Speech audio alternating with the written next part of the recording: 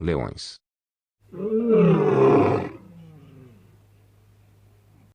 Os leões pertencem à família dos felinos e são os segundos maiores felinos, perdendo somente para os tigres.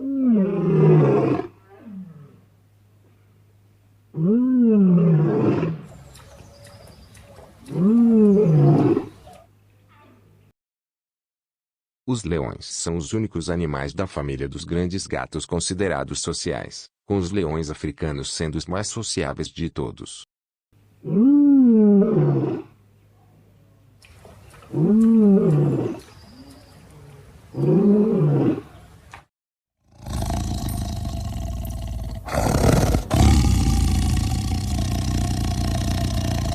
Eles gostam de estar juntos e mostram muita afeição por meio de brincadeiras, lambidas, ronronares, além de gostarem de dormir perto uns dos outros.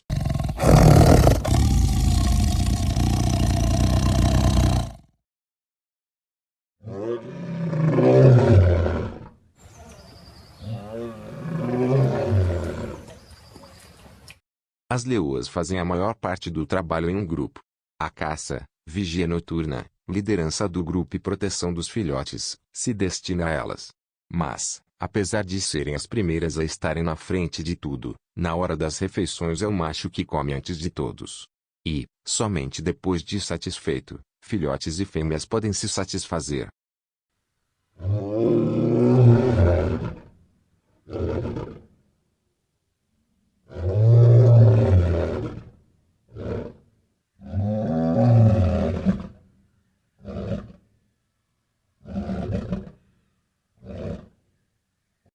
Hoje os leões encontram-se somente em algumas partes específicas do continente africano, sendo que antigamente podiam ser encontrados por toda a África.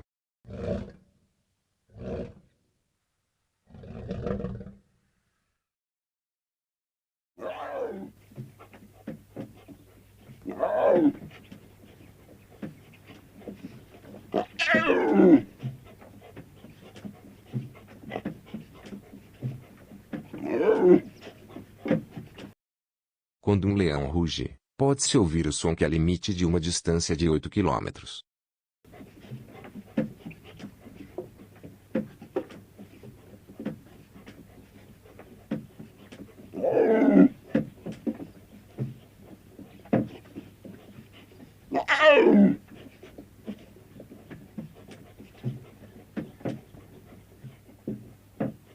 Um leão pode dar um salto de até 10 metros de altura e pode correr a 80 km por hora por curtas distâncias.